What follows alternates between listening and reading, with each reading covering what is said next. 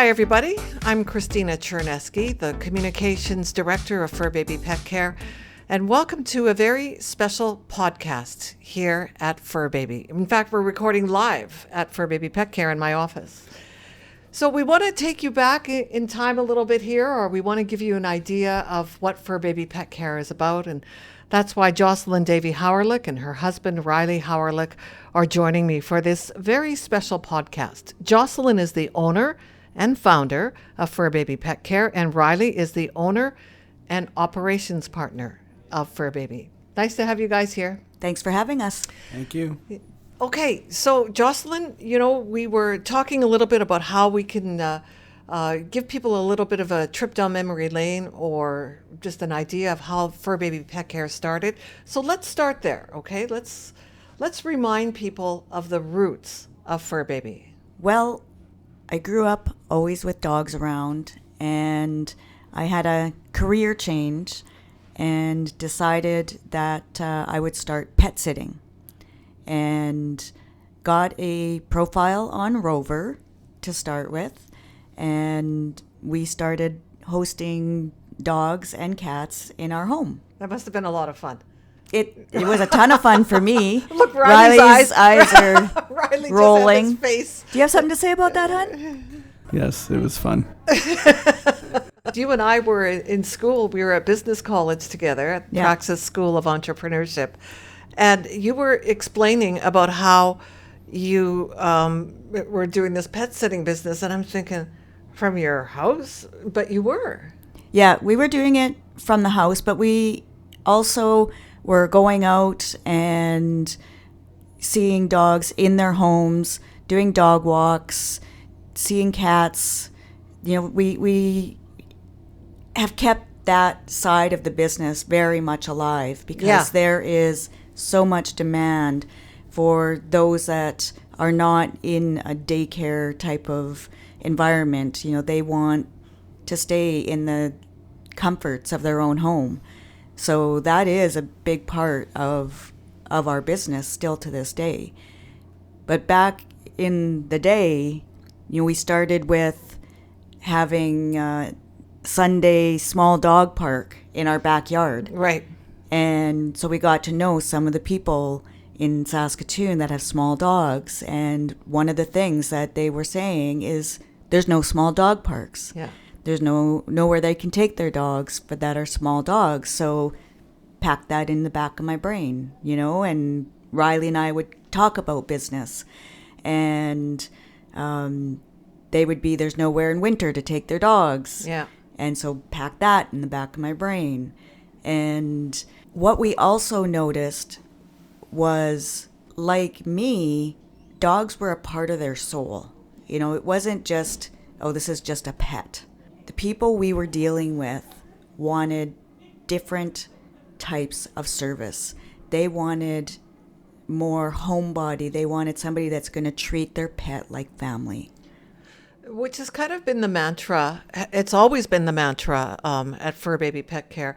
Over the years at Furbaby, you can see how people are recognizing the fact that we know the dogs by name, we know their idiosyncrasies, we know their, what food they eat almost. We know just about everything about their pets, especially the regulars, the ones especially who have been here since day one. And, when I step away and I look at things, as to how Furbaby is progressing, I think it's remarkable. And what I find kind of cute is that people take it for granted, like they expect it, And I know everyone is perfectly fine with that. Wouldn't you agree? I agree. And I think they feel that way because we've been that way since the beginning. Right. And we've got some staff here that have been with us for years.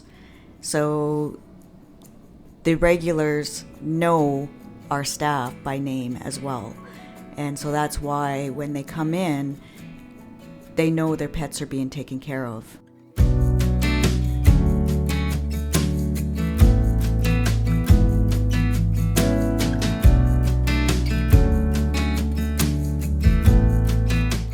But I want to go back to how you transitioned from you and Riley, going to people's homes or having the pets over to your place and you taking care of them, to actually moving into this big, huge building on Jasper in the exhibition. Is it the exhibition area? What? Yeah, Stonebridge exhibition-ish. Moving into this huge building and getting it started. And I think that's going to take some Riley as well, some Riley input as well. But really quickly, Jocelyn, because I was kind of hanging on to you or hanging around you when you were looking at buildings, and then you got this one. So just tell us about that. Well, first of all, this 9,000 square foot building was not in our game plan. I had the idea of a 30,000 square foot building about 10-15 years into my game plan, Right. But definitely not jumping from house to 9,000 square feet. Yeah. We went from 1,000 square foot home. I was thinking a nice boutique shop that we could house a few dogs more. And then, Jasper Avenue came along, and we walked around, and our eyes got big, and our 30-year plan became, okay, right now. 30-minute plan. Yeah. Yeah, right. What were you thinking when you walked in the building? Like, did your brain sort of immediately throw away all the plans, and you said we can make it work? Because it wasn't simple. I was here. It wasn't simple. No, it was. First of all, our realtor, Kelly, knew who knew me for a few years already, knew my plans, knew what I was doing. And so she found this before it was even on the market. Right. And said, I've got the place for you. And so we came by, and I'll never forget, we were in, which is now the cat room at the end of the day. And Riley looks at me and he says, so, are we doing this? And I'm like, well, we really got to figure out how to do this. Yeah.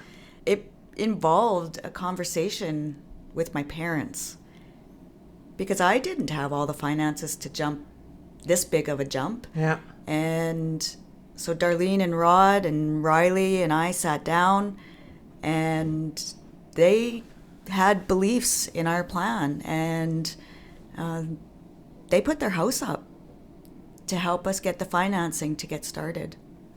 And Dad's an electrician, so he pulled the permits, and the 8,000 square feet in the back started to transition. And we got the possession of the building in August of 2019, and we grand opened in October. So there was a lot of work being done in that time period from everybody in the family. My brother, the kids, Riley, my mom and dad. It was a true family involvement. Riley, when you saw the building and you knew that some of the financial plans were going to fall into place, which, by the way, is an amazing story in itself, that your mom and dad put up the house in order to bring the financing to get this business going. It's all family when we talk about Furbaby, that's for sure. When you saw the building, Riley, I mean, because you're the technical guy, you can fix just about everything. What were you thinking? What was running through your head as things started to, come into play? I started thinking how much we can make park, how much we're going to be able to actually develop what we've got here. My initial thought is we're just going to be in the building and the back, because the backyard needed quite a bit of cleanup and rock brought in and just make it safe for the dogs and get the fences. So the backyard was basically an open yard of scrap kind of stuff. It was all cleaned up, but it was quite rough. And then what was the layout plan that Joss has in mind? And we were doing sketches of how we're going to run the front desk and where that'll all be. So, and knowing where we're going to have all the supplies and all the rough stuff, like all the tools and stuff. We can't have that laying around where the dogs are. So planning where we're putting walls, where we're putting runs, where we're going to put drainage because we got to wash Right. everything. 'Cause Right. the building was the first thing to get kind of figured out, but with fall coming, knowing that we bought in August and snow will be flying, we had to get the outside cleaned up, fenced, rock laid, tires brought in. I brought some tires from Mom and Dad's and cut them in half and mounted them so the dogs. Well, you're had the one who something did that. Yeah. My truck was loaded, heavy. So yeah, it was mainly that. What electrical was needed, what plumbing was needed. We had to get the washer and dryers set up.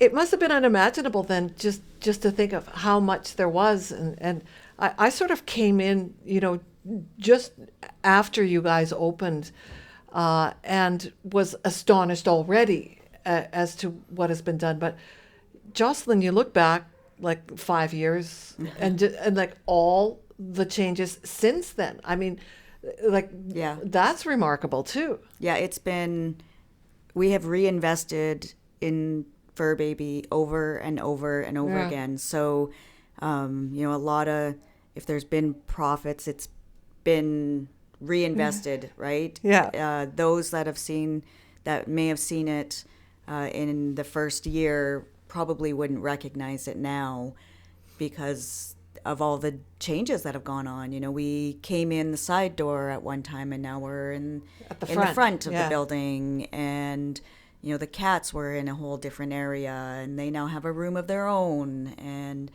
the number of runs, Wow. I don't I not don't even even know more how- than quadrupled, Yeah. right? It's amazing. That's amazing. Yeah, we now have a small dog rest area. We always had the smaller dogs in a separate area for playtime, but now we've got a small dog rest area, and instead of putting them with big dogs when they're resting, it's all live and learn, and Work in progress. yeah. Yeah. And as we see things that might need change, we change them. Yeah. And we take some of the feedback from our pet parents, and that's a great idea. We're gonna implement that. In training our staff with places from the States, we've learned a lot from there to how to run our business. And why that's important is because in the States, a lot of the businesses down there are regulated and mandated, whereas there's not any of that in Canada. And you have certain Interesting. rules and Yeah. regulations to go by. So we've always performed to those standards right from the get-go. Yeah. And, there's a lot of businesses that don't do that.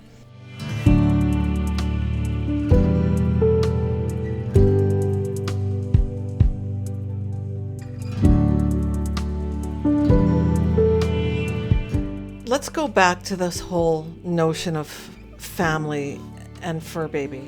And you talk about behind the scenes, if you will, of the family that has supported you and has always been there.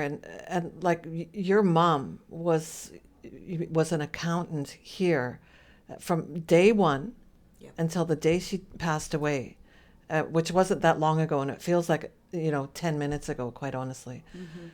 And she was there with, always guiding things forward at Furbaby, and finding, ways to save some money, ways to invest money, ways to change things. And I really think that she was just one of the most important things, like with the exception of you and Riley, but one of the most important people to get, and your dad too, to get things going. Yeah. Oh, absolutely.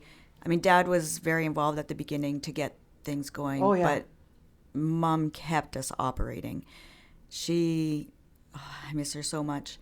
I mean, if you needed to know anything about anything, Mom knew. Yeah. And if you needed to know how much anything cost or how much we spent on anything, Oh, yeah. she knew. Yeah. She was our money gal, right? And God, I miss her. seeing her every day. I mean, some days, and you know this, Christina, I'd be like, oh my God, she's driving me crazy. Because she's like, you got to stop spending money on this, or don't invest anymore in slip leads, or, Right. like she was always watching every penny. Yeah. And she was always on top of everything too. So I could tell you within 2 weeks what, where we were sitting for the last month or year to date. And now I have to wait for bookkeepers, and I'm just used to walking down the hallway and going, hey, can you give me the profit loss statement or the balance sheet? Yeah, you would. And I remember that too. I thought, how efficient is this organization? So it was very involved, and Dad would call their home Furbaby West, because it wasn't uncommon sometimes if we had dogs that were staying with us personally, that we would bring them to Mom and Dad's big yard in Montgomery, and he'd be like, so how long is this dog staying with you? And and we also did training at their house, because they had a really nice double garage, and we did our pet first aid and CPR training there. And so we had brought in the tables, and we had our annual barbecue, because they have a nice, again, big backyard. So it was very much family. And, my brother Shane is our custodian here. My kids have, each worked here at some point or another. And Tyrell still comes in from time to time. And, and your grandson comes. Yeah, I mean, my grandson, my 6-year-old grandson has been here a few times. And it's just, it's all about family. And I feel that my staff is extended family, and the pet parents that come feel like family.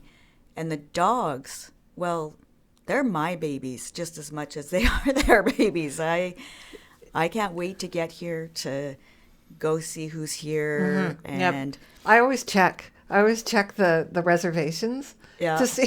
to see who's coming that day. So I get that sense too, that it is part of a family. Yeah. And it's and one thing that we do at Furbaby is, and I think people have caught on to this because we've been doing it for 5 years, is every birthday is recognized when the dogs are here. Every passing of a pet is recognized by our entire staff.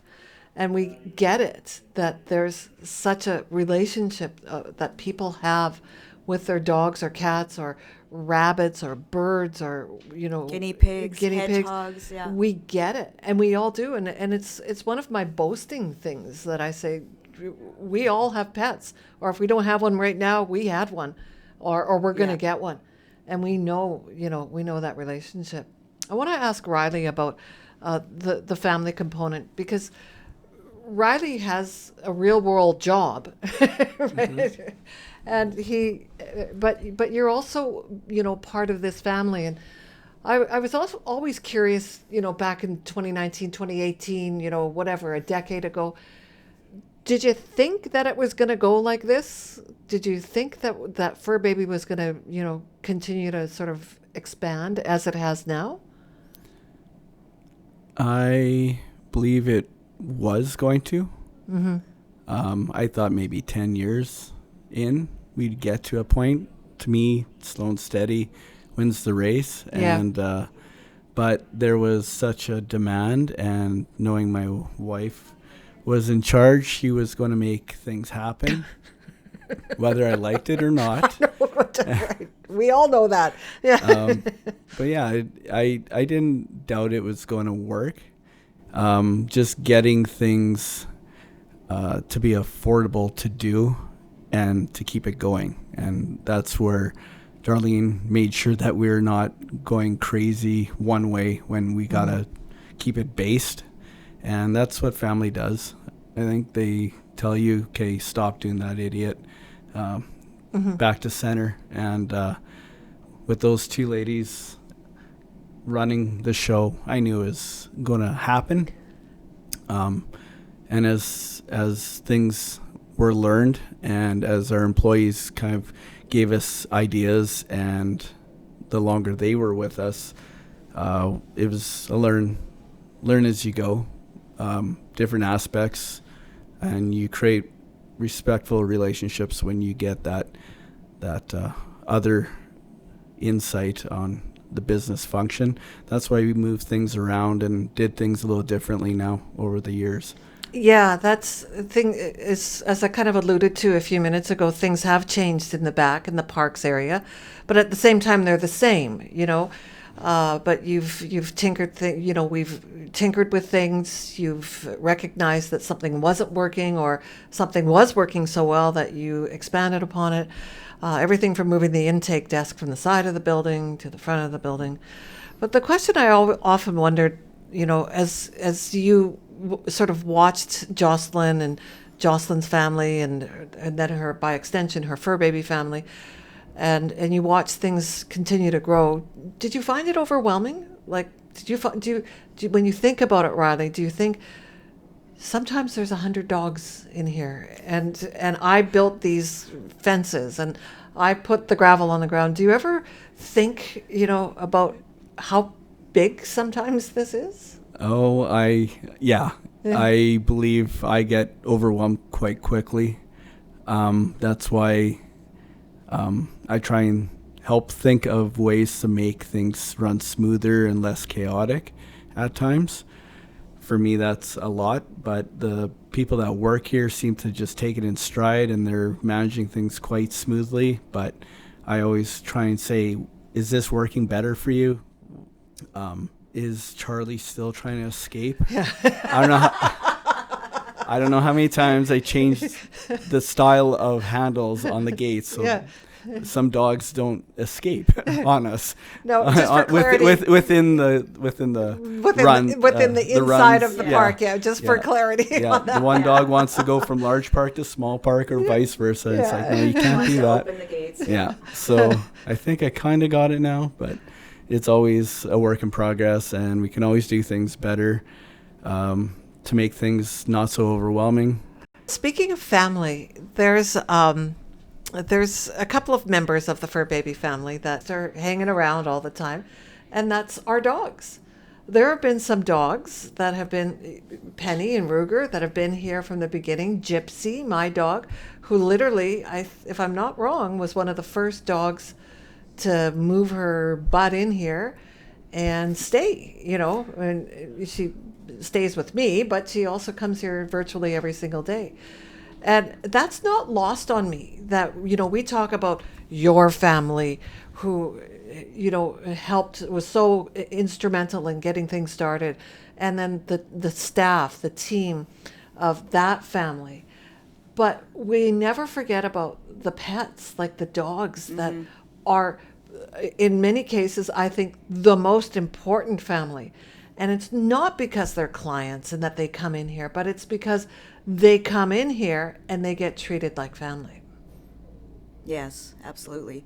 Well, and I don't know if we have time on this podcast or not, but Gypsy actually had a family here. Yeah, that's right. So when she first came, she was pregnant, and some of her pups still come back. Yeah, she is like the first one, and it's not lost on me, that she plays such an important role here. And yes, I realize that sometimes she gets away with things because she's the matriarch of Furbaby, On the topic, I forgot to mention, in the building of everything, Riley's brothers were also here. Oh, they're the ones that built the walls. Right. I knew so that. That's how it really the whole family was so involved. It's I'm sorry I forgot to mention that earlier. And I totally forgot. Riley says he forgot. Yeah, that's okay. We're grateful for the brothers. Yeah. Well, there is so much that we can talk about, and I think this is a really good start and a really good place to start. Is again gently reminding people how Furbaby just became the way it is. burps and farts, as I like to say, you know, all the stuff that come along with it. You know, sometimes the washing machine breaks down and we fix it. You know, sometimes the sink backs up and that works. And, you know, we get to that. But we just keep on moving forward. And I think the emphasis on family, Jocelyn and Riley, is probably the foundation of Furbaby. Yeah, I would say so. That's the way I would like to portray ourselves. And I mean, the word Furbaby for our business came because of that feeling, you know. Yeah. Because, you know, when we were looking at business names, I'm like, this is the only one that to me made sense. Yeah, it does. We'll do another podcast, you guys. We'll talk about how Furbaby has grown and continues to grow and what we're looking at in the future. But thanks for kicking off the whole podcast thing again here at Furbaby. Well, thank you. Yeah. This was fun. And Riley Hawreluik is the owner, operations manager, and partner of Furbaby. Jocelyn Davey-Hawreluik, of course, the owner and founder of Furbaby. Thank you. Nice to have you here. Thank you, Christina. And I'm Christina Cherneskey. Thank you so much for being part of the podcast.